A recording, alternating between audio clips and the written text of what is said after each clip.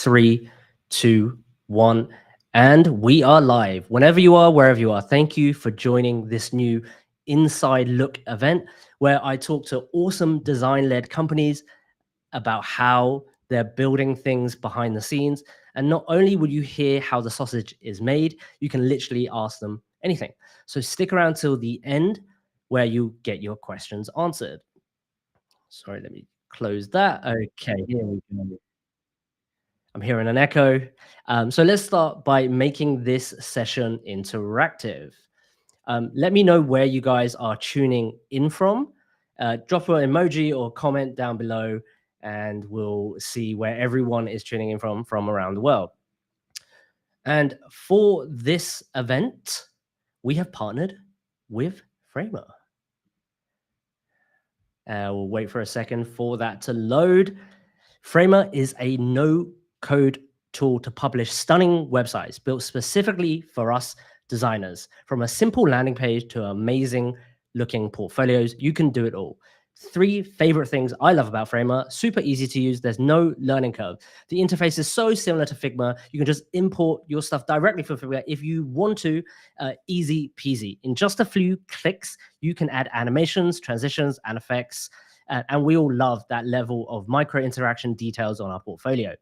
And lastly, is their community. I posted 17 free Framer resources that you should check out, and it's ready-to-made components, absolutely free. And I built a website in just days by customizing these components.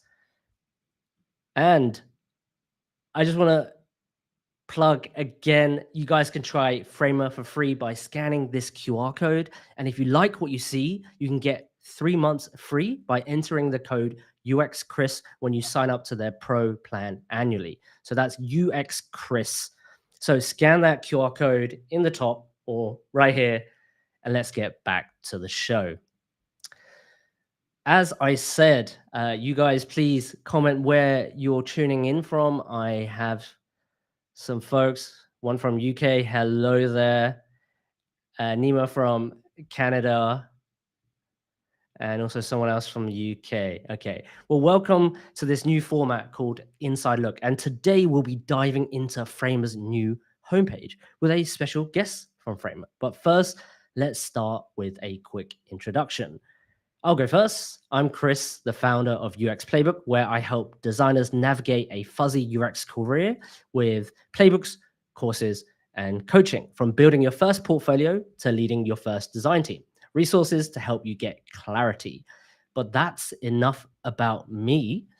I'm joined here today by Jurre. Hopefully I didn't get that wrong. He'll tell me in a minute. A user interface designer turned product designer, and now the head of marketing at Framer. So let's get him out and find out about Jurre, how he's doing, and can you tell the audience about yourself? How you doing, man? Hey, thanks for having me. I'm doing great. You didn't butcher the name, so that's great. Well, I mean, there's different pronunciations, but I'll take it. But yeah, I'm doing great. Thanks for having me. Yeah, I'll do a short introduction about myself. So like you already said, I sort of see myself primarily as a designer. So I'm a designer at Framer, but now also leading the marketing team. And up until a while ago, the marketing team was mostly made up out of designers. We've recently started to hire a bunch of other folks who are specialized in different things. But yeah, the marketing team is also just a big design team. So I'm also one of those designers on that team. And yeah, how did I get started at Framer? I joined Framer about 7 years ago, and now some people might have only recently heard about Framer, so they're probably going to go, has this been going on for 7 years? Yes, but Framer has been in many different stages. So it started out as sort of like a prototyping tool. So at first you would like import your designs from Sketch back in the day, and you would use a very simple JavaScript or CoffeeScript library even to animate your designs. And over the years, it has slowly developed into like a fully fledged design tool. Up until about 2 years ago, still a prototyping tool with design capabilities. But then it sort of like slowly transitioned into a web builder tool, which is where we are now. And yeah, we use Framer every day to build our own website because obviously we think it's a great tool, but also that's how we sort of make Framer better and develop Framer. So yeah, that's a sort of like a short introduction to Framer and myself. Great. And when working with, like, can you talk to me about the pivot? Because I remember the coffee script days. I was never a great sort of coder anyway, but I did love the tool and I used it a bunch. Not an expert by all means, but what happened during that journey of saying, hey, we're a prototyping tool, and then actually we are a web builder? What did that look like? I think it actually was a very natural transition. Obviously, it was a big shift. At some point, we had to go, all right, we're going to do this and we're going to try this. As with any startup, you're trying to find product market fit. You're trying to find that product that many, many people want to use. The prototyping tool was very successful, but we also quickly found out that the market in which designers actually go that extra mile and prototype their website or even their apps is just it's a lot smaller than the website market.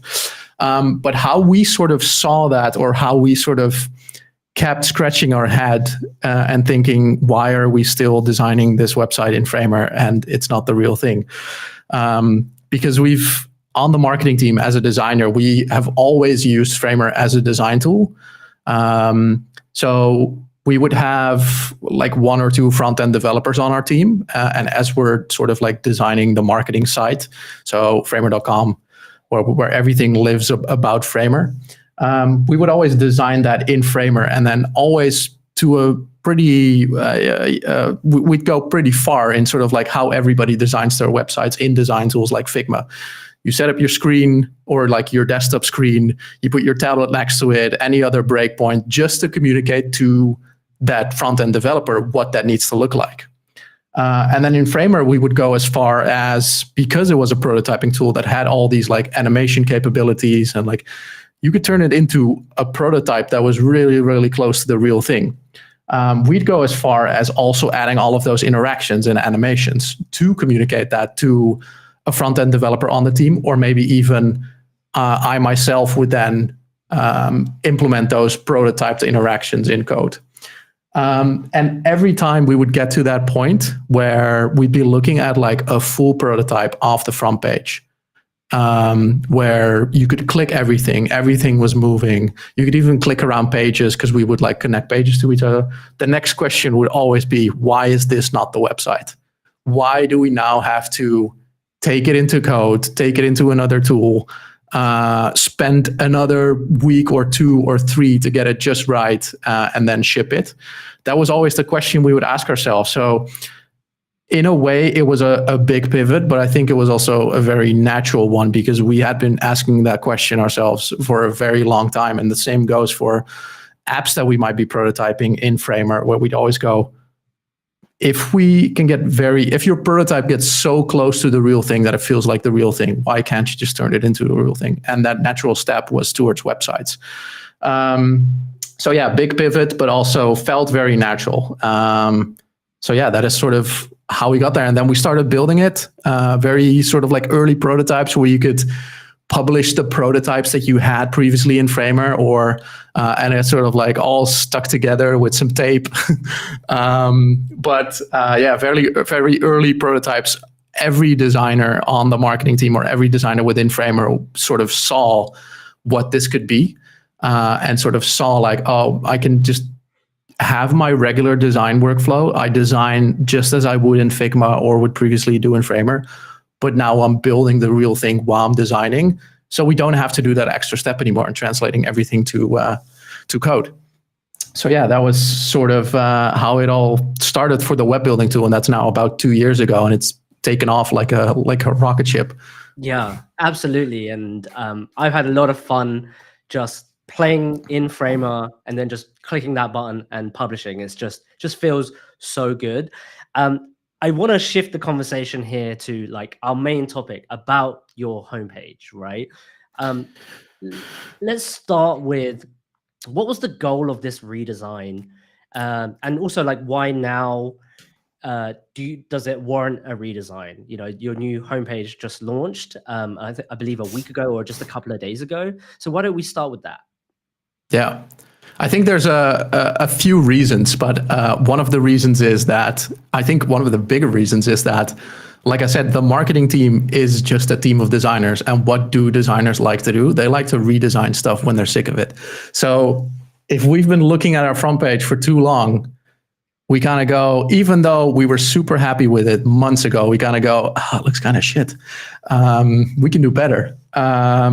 So that is one of the big reasons. And to add to that, previously making that decision to say, all right, we're going to redesign the front page was a big investment, because you'd sort of like go into the redesign phase. You'd start exploring, what do we want it to look like? You'd make a bunch of iterations, and then after that, you're sort of, like I said, you're happy with it, and you go, all right, now we're going to build it for real. With Framer, that investment has become a lot smaller, because one designer on the team can look at it and go, I'm not super happy with how this looks or the content that's on there. They can spend an afternoon, a day, or maybe a day or two and get pretty far in where they want to take it. Explore some new design stuff, explore some new styles. At that point, that person, it is, I mean, everything you're building is already sort of like the real website. So it's not like you're exploring and designing things that you're going to throw away. Whatever you're exploring, you're already working towards that end goal.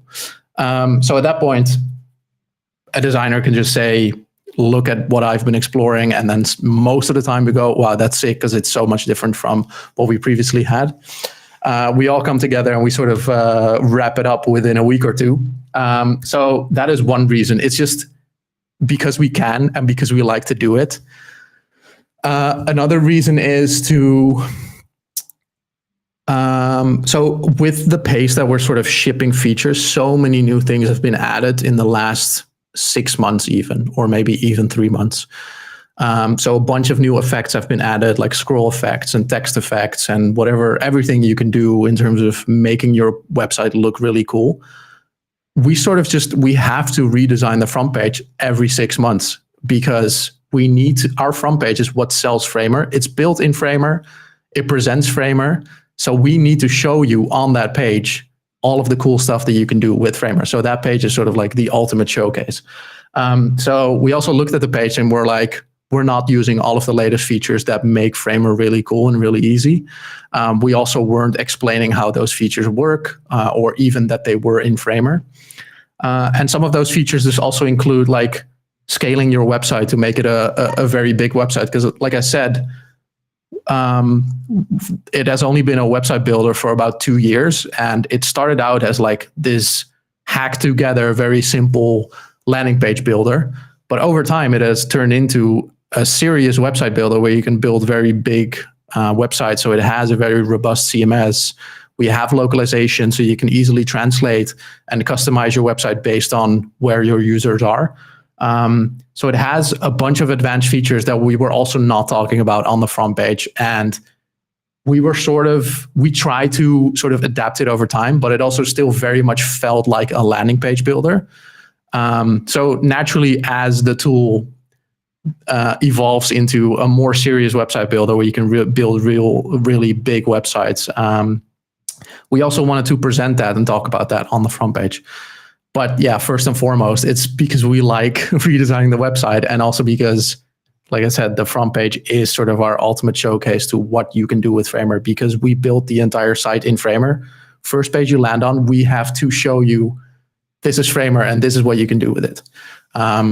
So yeah, that is sort of, those are, I would say, the 3 biggest reasons. But yeah, I think, like I said, it's way less of an investment to say, all right, we're going to redesign it. This is going to take 6 months. It sounds like an exaggeration, but we redesigned and like shipped the thing in 2 weeks. It's not just redesigning as in coming up with a new style. It's like we redesigned it and also made it real, because you're doing both of those things at the same time. Right, exactly. I guess my question is, with, you know, an array of designers on the marketing team, how does that work? Because you're basically touching the product. So would I have to duplicate the file, and then say, okay, well, that's the master, never touch the master. And then I have my version and I just mess around with it and be like, what do you think? And like, is that just that simple? Well, it's even simpler. So we have one project, which is the site. It's just where our entire site lives. And then you can create what we mostly start out with if we're doing like a redesign of the front page. We just duplicate that page, which turns it into a copy of it, and then it's a draft. So you can work on drafts without publishing them. There's also, Framer has like a staging URL, so it doesn't go live to your live or your custom domain. So you can just work on your staging URL, send the link around to everybody in the company or whoever you want to test it on. So yeah, it is as simple as just making copies of pages, and then they're a draft in your project. And as soon as you're ready to go live with that page, you just click on that page and you can go replace this page with the home page, and then you're done.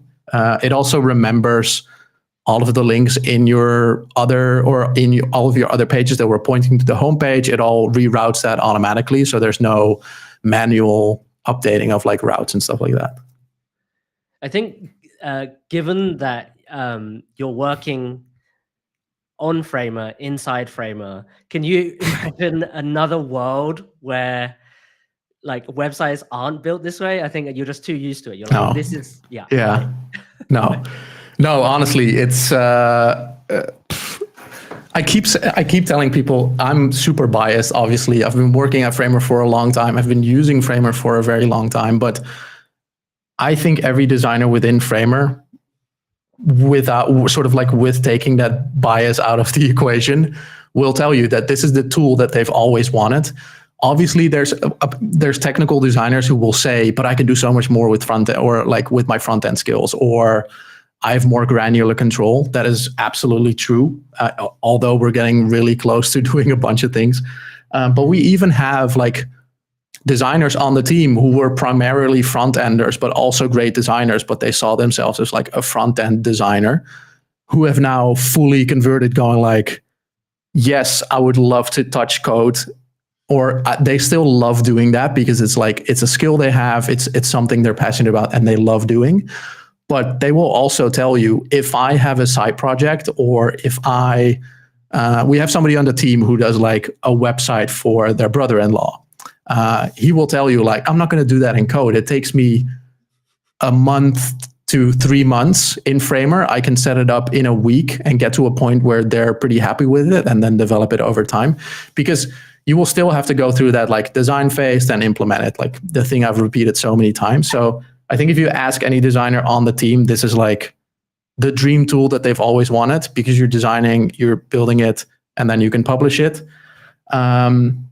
So yeah, I mean, honestly, I can't imagine another way. I don't want another way. So yeah, hopefully we can keep it going. I think so. Yeah.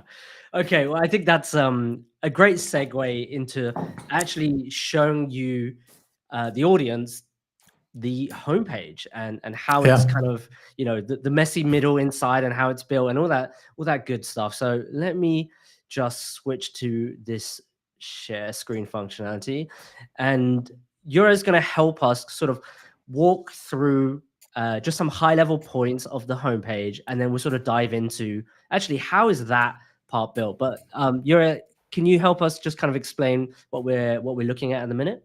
Yeah, of course. So if you're not familiar with Framer, this is Framer open with the preview. So I can also close the preview. So obviously, if you're familiar with prototyping tools or Figma or other tools that have a preview, if you're prototyping something, you can preview it and sort of scroll through it. So this is the preview, which shows our front page. If I close the preview, you can actually just see our Framer project. So if you're not familiar with Framer, it will look very familiar to other design tools. So you have your layer panel. It has a freeform canvas that you can just pan around. So you're not stuck with like, I'm looking at this breakpoint, or I have to switch to the mobile breakpoint. Like everything is laid out together next to each other, sort of like how you would design normally in a design tool.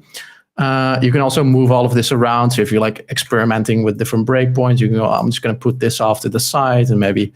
So everything is super freeform. It's what you're used to from design tools. And like I said, you have your layer panel on the left, which has all of your layers. So if I select a text layer, you can see, you can also make the layer panel a little bit bigger. Structure is very similar to how you would design in a design tool. And we have some tabs over here. So you got your pages. These are all of the pages that live in the site. So you can see there's some draft pages of things that we were working on or are working on. And then we have some assets, which are components and textiles. So you can like neatly organize all of the textiles that you're using. There's some other stuff in there like link styles and block quote styles. I can go deeper into that if we want, but yeah, you should just dive into that yourself. You have some color styles. So you sort of like create a MIDI design system that you use across your site. Yeah, so like I said, it's a very free form design tool. So you can just like pan around the canvas and look at everything that you're designing or working on. It's also collaborative. So you can see we have a bunch of users in here. There's actually 46, but that's everyone on the Framer team because they are automatically thrown into this project when they join, or at some point they've checked out the side project. Jurre, you can see I just want to stop you quickly. Yeah. Wait, the file that you're showing is the actual Framer new homepage. Yes. This is the actual homepage. So if I were to drag this to the bottom, then go publish, then go to deploy, you go to framer.com, that will actually change. So this is the thing that is live on framer.com. And all of these pages that you see in the project are live there. And it is sort of like to show you how easy it is to make a change like that. I'm not going to publish it to framer.com, but let's say we do want to have like a different headline. Where we go, Framer is the best. I can just hit publish, go update, and it's publishing, and it has already published. Now it's going to do some optimizations, which are going to run like image optimizations and like minify your code and stuff like that. When that is done, we can actually deploy this to production within like a second. So I'm going to revert that so we don't publish it. But yeah, that is how easy it is to make changes. And as we're building this page, we're just continuously like updating the site and sometimes like making a quick deploy. So even if somebody sees something that is wrong with the site, like we have some spelling error, I literally just jump in. It takes me 2 minutes to like maybe fix a mistake, hit publish, hit deploy, and it's live. It's not like have to go into, previously we would like run Framer on Next, and we would like have to start up some like production environment or like some build environment, and then you would open a PR and somebody would have to review the PR, and then it would start building the site. It would take at least 10 minutes to make a very simple change. Now it takes a minute or two. Yeah, that's amazing. Could you give us a preview of the homepage? Because for folks who haven't seen it, I just kind of want to have a look at the preview and then just walk section by section and kind of notice these little details, and maybe we can dive into that. Would you mind giving us a preview of the homepage? Like if you just of course. Let me so obviously you can preview this in the browser as well, but because I'm sharing my Framer screen, I can't. But you can always like you can click on the URL at the top. So this points to our sort of like production URL, which is then tied to framer.com, our custom domain. But like I said, there's also like a staging URL over there. But you can just preview your site as it would be in the browser in Framer. So you can also resize this, and you can see the different breakpoints that you also have on the canvas.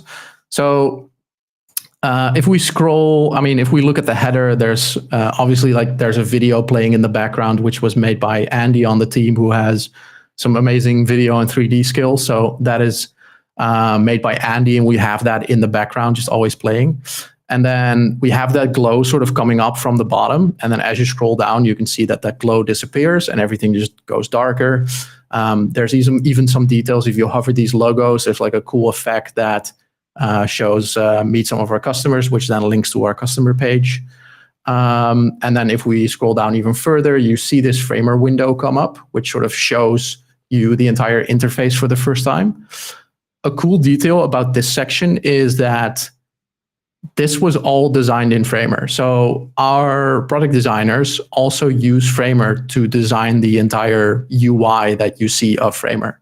So literally the window that we're looking at was designed in Framer, and everything else is also designed in Framer because we just use Framer as a design tool. So what makes this great? Sorry, hypothetically, it means that you can actually make this interface here interactive as well with like exactly every element. And you can even a picture, right? Yeah, exactly. You can even see that like we haven't touched this much from just copying it over from a project where a product designer was working on the UI. So there's even still some hover states in there that you can see. Like if I hover pages, it'll light up. I don't know if there's any extra ones. Maybe we also took a bunch out just like produce how heavy it was. But technically, we've had previous iterations of the front page where a large part of the UI was interactive and you could like click around panels to see different states of the UI. But obviously, these panels are usually attached to your Framer window. But because everything you see here is a separate layer designed in Framer, we can just like drag this into our file and then start playing around with it. So also these cursors are like they're animating, and we can animate all of this stuff like separately because everything is a separate layer and we can manipulate everything. So we threw this example website in there, which is actually a real website that is live, so lovi.care. And then what we did was like, all right, what kind of layers would a website like this have? And then we just like wrote that down in all of these layers. So what you're looking at is it's all designed in Framer. It's not just an image of the UI. It's actually the Framer UI that is used by the product designers to design new features. So that gives us immense flexibility in sort of like presenting Framer as well. And yeah, obviously we want to show off that Framer is very collaborative, so you can live collaborate with multiple people in your projects. And then we explain a little bit about how the workflow works. So it's designing and publishing. You don't have to do that thing in between, and you can also scale your website with like the CMS.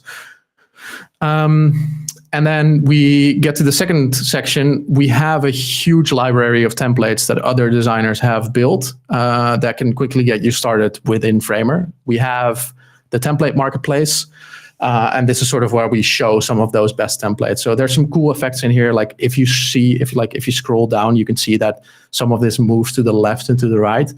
That is literally like selecting the layer and adding one effect. I can dive into that after this, but it's so easy to make effects like getting these panels to go up as you scroll down, or getting these templates to scroll left to right as you scroll down. And then from here, you can also jump right into these marketplace categories. I see there's a bit of gradient that kind of like mask things. Like how did you build that specific piece? Yeah, so one of my favorite new features that is, I think, goes under the radar too much is masking. So if you're familiar with CMS, there's a thing called CSS mask. And how you would usually do this is you would have this section in your website. Actually, let me just jump to the canvas so I can show you. How you would usually do this is sort of like select this entire section. You would draw a frame on top of it, and then that would contain your gradient. So it like fades out to black, right? Let me see where this actually is. I think it's over here. Yeah, so you can actually see here that this layer, which is the entire section that has all the templates in it, has a gradient mask, or not a gradient mask actually, but like a CSS mask. And what CSS masks do is that you can actually fade content out to lower opacities. You can also mask it to images, which is even more advanced, but it sort of saves you from adding extra layers to it.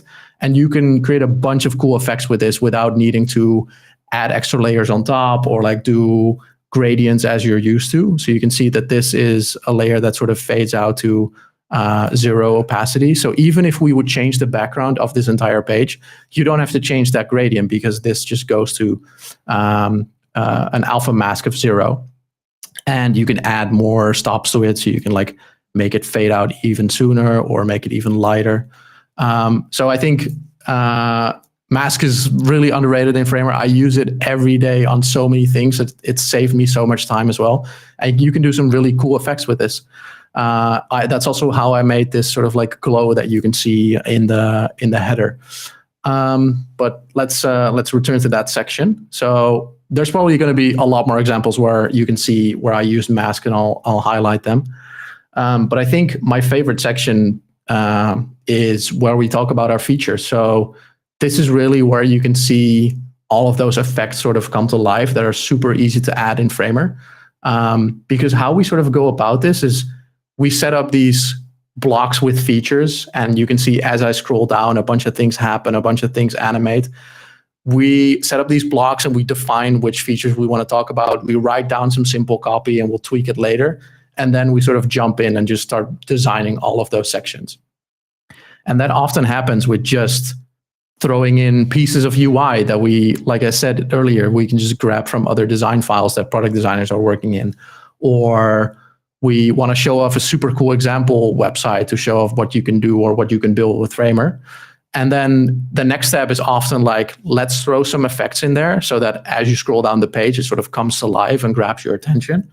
So you can see here, as I scroll up and down, these panels move away from each other a little bit to amplify how collaboration works. As you scroll down, more cursors come in.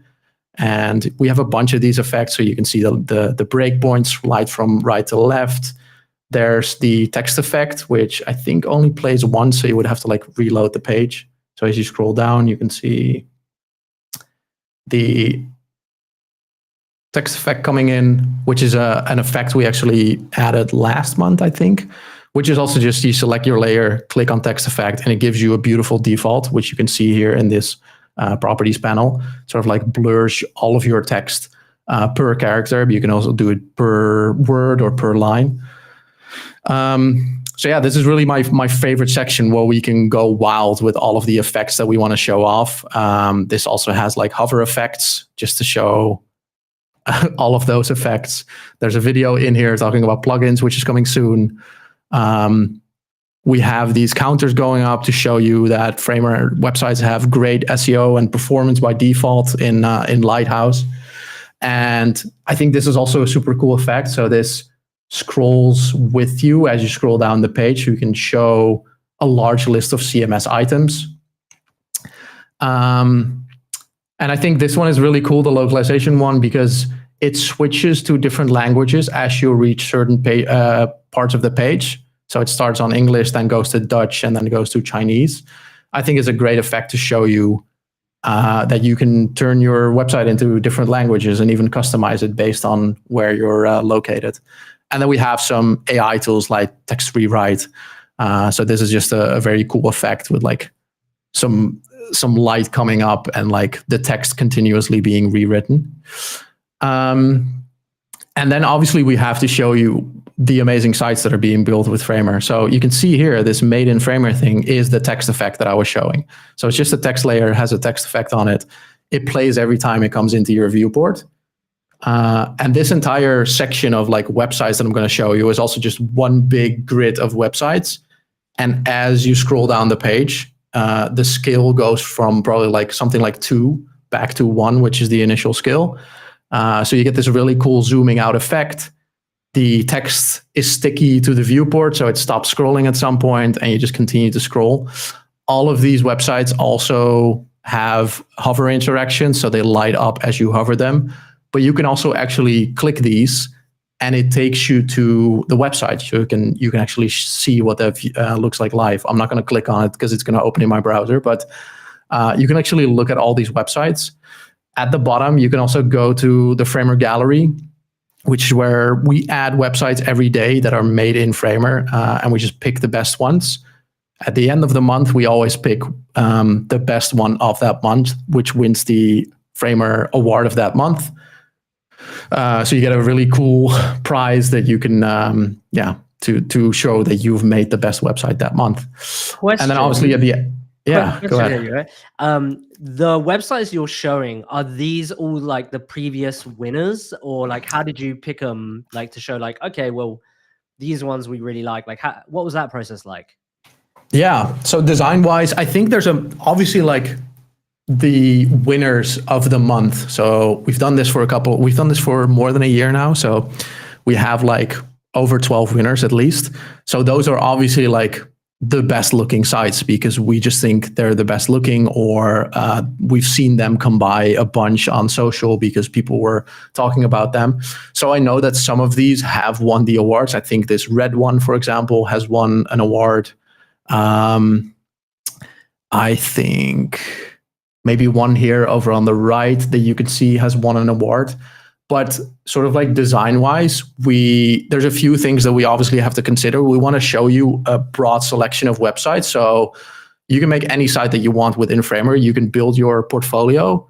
You can build your side project, which might be like some small wallpaper store that you have. You can build the next website for a startup that you recently started working for, or you can redo your entire large .com or start building a .com. So a good example, for example, is Contra, which is a platform where you can hire freelancers.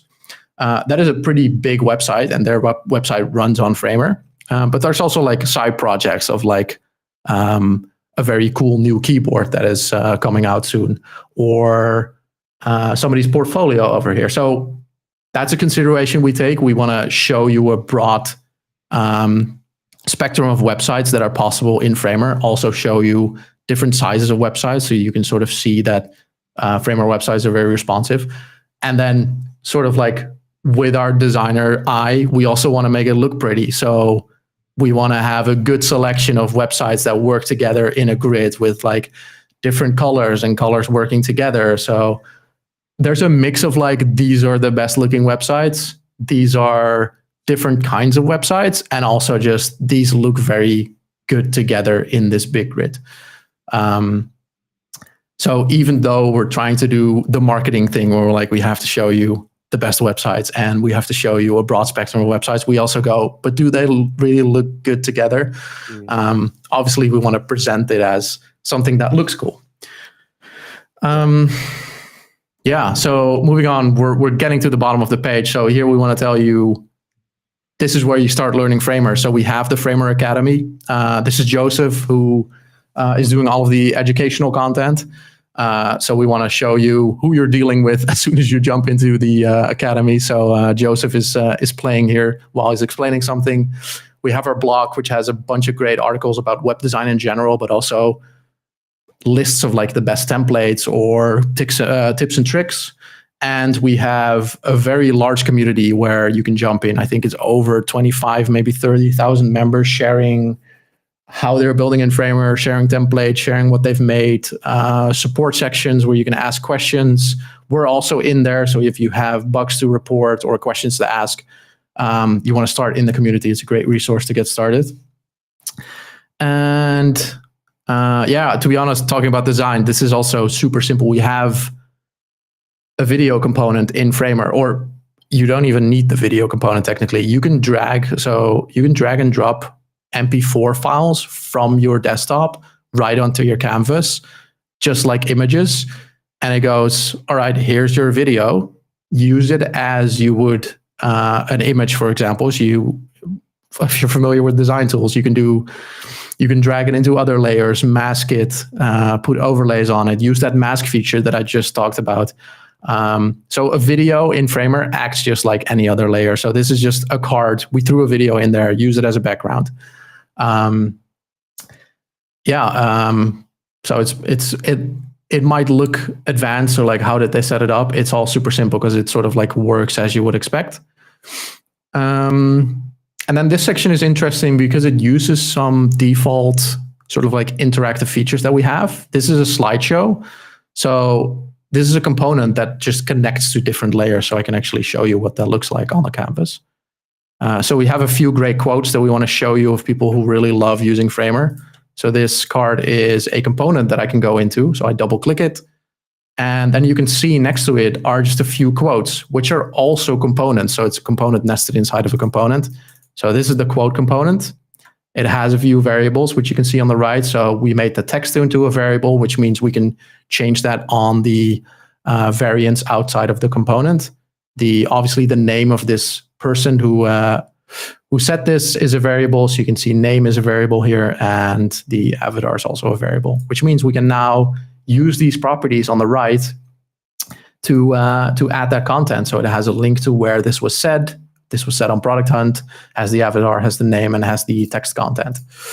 And then how we make this interactive is a slideshow component. So in the insert menu on the left, you have a bunch of things you can throw onto your canvas. There's like default pages that you can use or sections, but it also has some interactive elements. So we have a slideshow component, which you just drag in. So obviously we drag this into the card. So let me just delete this. You can see here, I have the slideshow selected, and you can just grab these handles and like connect this to any content that you have on your canvas. So this is connected to, let's see, this is connected to 4 different items, which you can see here on the right. So it's connected to Colin, Jacob, Boris, and Johan, which are these layers. And then you have some properties on your slideshow. So you can, if the slideshow is selected, you can see here in the properties panel, you can change what the slideshow does. So you can like slide it to the left, slide it to the right. You can make it autoplay or not autoplay.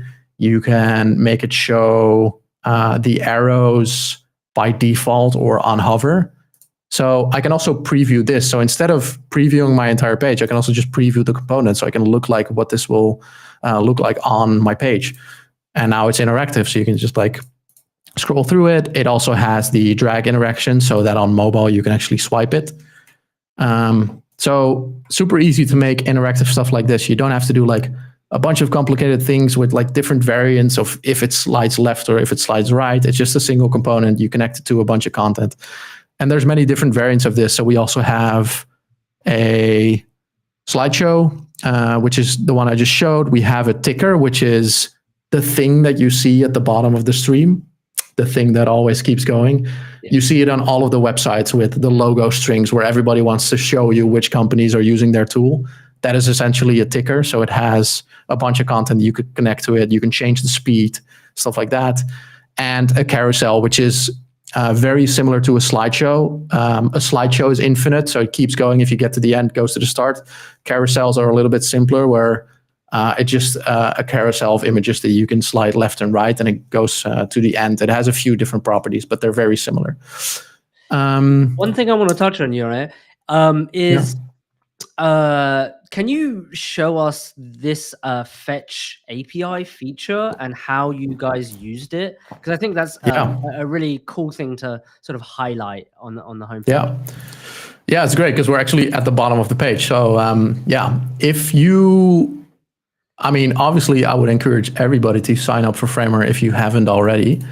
But if you open framer.com in your browser, and you're logged in. Unfortunately, I can't show you in Framer because I can't log in here. But if you open Framer in your browser and you're logged in, you will see that some things on this front page change. So obviously, we're going to show you that you're logged in. So instead of saying sign up and log in, it's going to show your avatar. If you click that, it goes to the Framer app. We're also changing this button from sign up for free to launch Framer because we know that you're logged in. So we don't have to show you a sign up button again. And this is all done through a fetch API, so or a feature that we call fetch, which lets you connect to APIs very simply.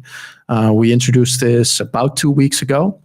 So before this, to sort of like show you that you were logged in or do a bunch of things in terms of authentication, because we want to show you that you're logged in on the website, we would use a thing called Framer overrides, which is sort of you can override certain layers with a bunch of code. So if you're great with code, there's a bunch of things that you can do in Framer. You can always use code as an escape hatch. But I myself, I'm not great with this. This override to show you if you were authenticated was written by partly by a front ender that we have on the team, and some engineers helped out. And we were using the Framer authentication API, which we've had forever. It would just like, if you're logged into your browser, it sets a cookie which says you're logged in. And through that API, we can, in the browser, ask the browser, hey, is this user logged in? The browser will say yes, and it gives you back a bunch of info like your name, your avatar, your last name, stuff like that. With this new fetch feature, I can just use that API string that we have, which is something like authenticate.api.framer. I don't know the exact URL. I probably shouldn't give that out, but I can just use that API string, throw it in the UI of Framer, and I can show you what that looks like. So this is a very cool example where if we go into the navigation, so this is also a component. So you can see our entire navigation is just a component made up out of different states. So we have the desktop and mobile, etc. But let's not dive too deep into that. We can also dive into this button component, and you can see here that it has a fetch attached to it. And what this does is in this UI, I can throw the API string, and then based on if I'm logged in, so Framer or the website is going to ask, am I logged in? We can do a bunch of things. So we can change layers, we can change variants. So you can see if we dive deeper into this component, so these are nested components, this component has two different states, which is the logged out version and the logged in version with a default avatar. If we can fetch your avatar, we'll throw it on here. But like I said, we ask Framer, am I logged in? Framer's going to say yes, you're logged in, or your browser is going to say yes. And then based on that, we can say, hey, if Framer returns a username to me, it means that I'm logged in. So then I can say, if the username is set, change this variant. When yes, change it to logged in. When no, set it to logged out. So if a username is set, we know that you're logged in. So then we're going to show you the logged in state. If a username is set, we're going to show you the logged out state. And this is a pretty advanced one because we're just showing you, I mean, it looks simple, but it is advanced because we're changing variants based on if you're logged in and logged out. But the cool thing is I managed to set this up by an engineer just giving me that API string, and he said, throw it in the UI, and then based on if it returns certain info, you can manipulate your design on the canvas. So I figured that out, and then I went, wait, but if I can fetch my own username, what else can I do on this page? So if you go to framer.com, do it after this live stream, but if you go to framer.com and you're logged in and you scroll down the page, you will start seeing your own name and avatar in some places. So because you're logged in, I can go to this layer and I can see. So this is an avatar component. This also has fetch on it. So this is where I throw in the API, and this lets me fetch the avatar. So if you go back and you're logged into Framer, this will actually show the avatar that we also show in the navigation top right, which is a fun little Easter egg that people have started noticing. And some people even said, wow, I'm featured on the front page. You used my avatar, until they notice, oh no, it's different for everyone. And there's more use cases for this. So we do the same thing with the cursor. So this is going to show two default names. It's showing the name of the person that actually worked on this website. But if you're logged in, it's going to show you your name in this cursor. And again, people notice like, hey, my name is on the front page. How did this happen?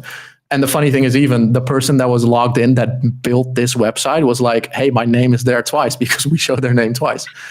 So there's a bunch of different places where we do this. So this is also a cursor that will show your name if you're logged in, which is, we've gotten a lot of great response from it. And the first thing is that it's funny or it's cool to see your own name. But I think the best thing about it is that I don't really know. I know what an API is. I know what it does. I don't really know how to work with these things. If you would tell me like, here's an API string, now do something in code with it, it would take me a day of Googling and messing around. I did this in 5 to 10 minutes because I threw the API string in there. I watched the video that one of the designers made who worked on this. And I sort of got like, it sort of clicked for me because I went, wait, I can fetch a bunch of things from the API and I can populate text strings or images on my canvas. And it just works. So I think we do the same thing over here. So in the middle of the community grid, it will also show your avatar if you're logged in. Or at the bottom of the page, we show a cursor again, which will also show your name. So if you want to see this, go to framer.com, log in, and you can see it in action. Yeah, that's super cool. And I believe we had a question, which is a good segue for us to get into audience questions. and like Jurre, take a bit of a breather. Yeah. Okay, so we had one from Nick. There's an element which has my name when I'm browsing. How did you do that? And I Yeah. believe Jurre just answered your question with the new Yeah, that's how we do it. And yeah, it's just super cool how you guys, even though you ship this in like the homepage very, very quickly, that you've just really focused in on the detail and leveraged all the features that Framer has to you know, do these little things and really it's such a breath of fresh air from products where you're just like, oh, they actually give a shit and they actually are making it fun, you know, and with this kind of Easter egg. It's not many companies do that, and I kind of, yeah, I really appreciate that. Like, you know, and you're like also thinking about like, oh, well, what else could it do, right? Like you have this thing that does this thing, and just saying like, okay, well, what other use cases could we actually make it sort of like hyper personalized in a sense? So yeah, really appreciate that. Yeah, and I think I have this with a bunch of features that are introduced in Framer. So every time I see a product designer work on a feature or it's getting into sort of like internal testing, I immediately go, wow, this is cool. Where can I use this? Or like, where can I showcase this across the page? I have so many ideas for this fetch feature already that I can't wait to start working on. So it's also, it just makes designing websites like a bunch of features that we have, which I definitely wouldn't have the ability to use it in code. I now go, I can use all of this and I can apply it to the website that I'm working on. And it just makes me very excited to work on the site. And yeah, I'm working on the Framer website and trying to sell Framer, but I also just love working on this site because it's so much fun to design with all these features and having that creative freedom. Yeah, absolutely. Okay, so let's go to another audience question. I think this one's a bit of a longer one. It might truncate it. So let me just help us by reading out. I've been using Framer for nearly 2 years by now, and I've come to appreciate its capabilities. However, I'm grappling with a crucial design decision. How do I determine the sweet spot between implementing engaging animated features and ensuring quick load time? Furthermore, how should this balance be adjusted across various devices and screens? I think, yeah, I've definitely thought about this as well. Yeah, it's a great question and also a very tricky one to answer because it's specific per case. So obviously we sell Framer as a tool that makes fast and performant websites by default. This doesn't mean that you should throw hundreds of animations on your site and it will stay performant. As with any tool or a no-code website builder or even a website that you're building in code, there's limitations to what your browser or what the device that you're viewing it on can do. What I always advise people is, or I think that we're seeing more and more people that are obviously starting to design in Framer that haven't built a website before. But I think having built a website by hand and sort of understanding the limitations of what a browser can do, which things are going to kill your browser performance. Obviously, I'm exposed to great engineers who know all of this every day working at Framer, but I would say add animations and effects to enhance certain enhance the experience of your website or putting focus on certain elements or showing off something that you really want to show off, but also do it in moderation. So don't go select all layers, add this effect, and then it might look cool because everything is moving, but is that really adding to the experience of your website? Is that really going to help people understand the thing that you want to explain? So as you see on our page, we have a bunch of cool effects and animations, but we also try to test that in the browser every time to see if it stays performant. We're pretty good at understanding what a browser can and can't do, or like throwing a bunch of blurs, for example, on layers looks really cool, but it's not really performant in a browser. So if you're going to use blur or background blur or shadows,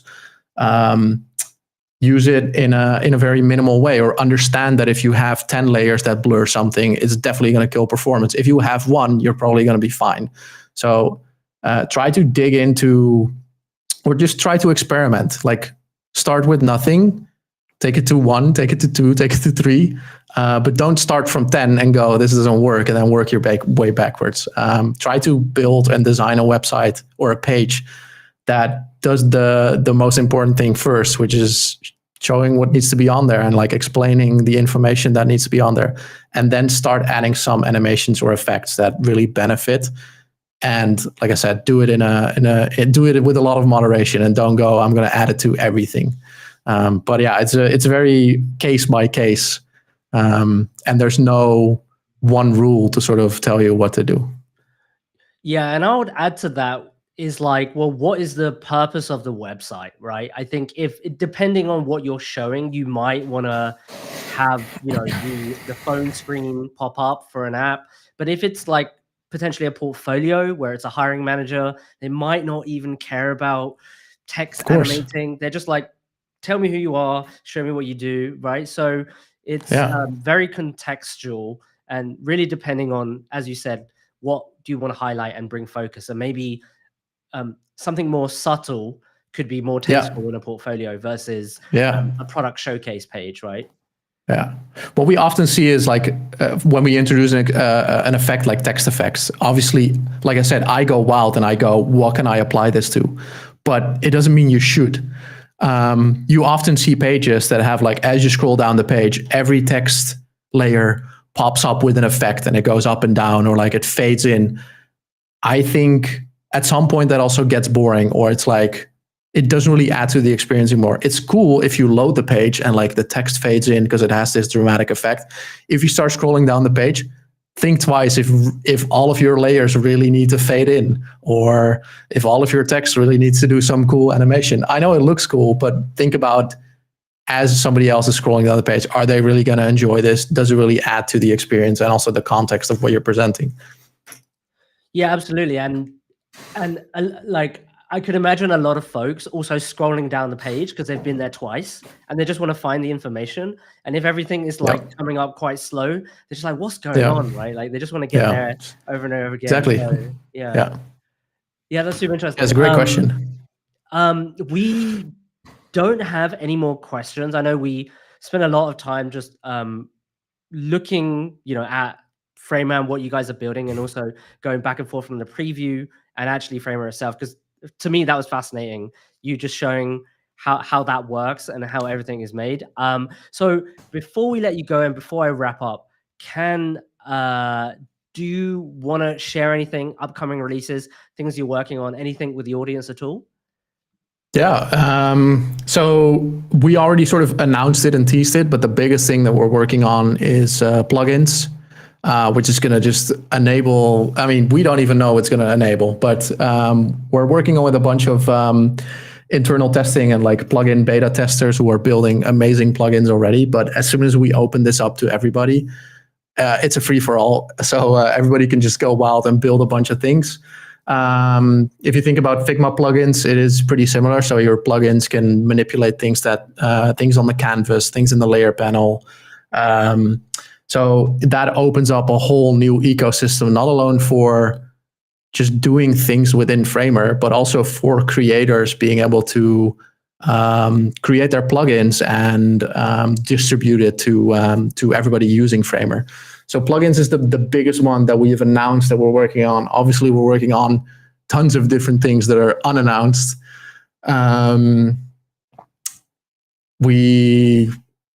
I think plugins is obviously, so the CMS has been a big focus, like scaling your websites to make them bigger, make it easier to work with the CMS.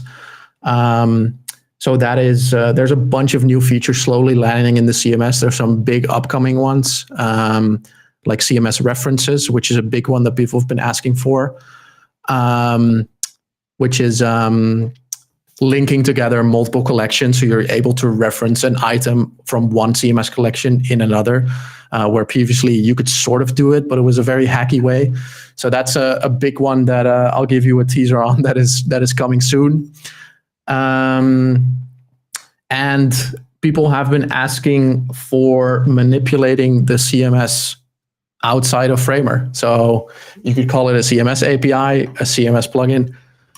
plugins might enable something like that. I can't give too much detail, but we're working on things where you can interact with the CMS without having to do things in the CMS.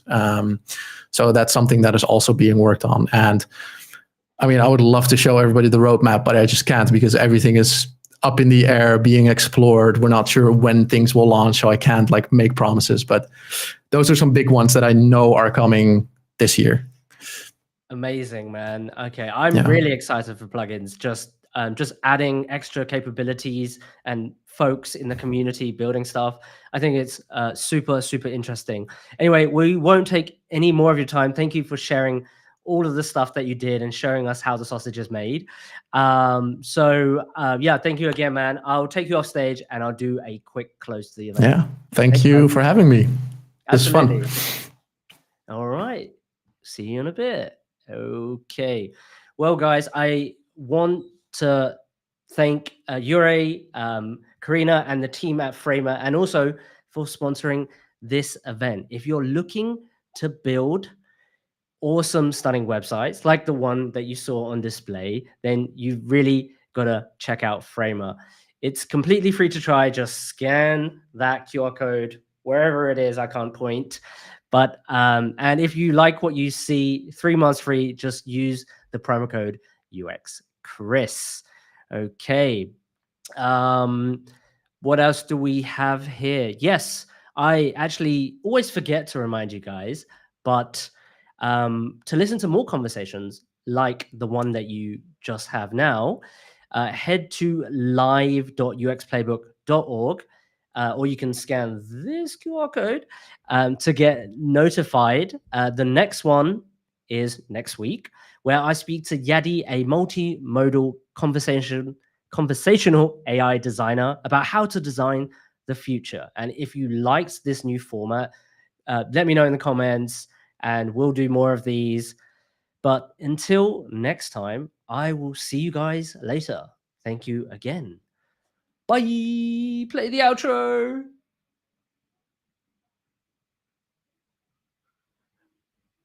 This is the design of everyday people.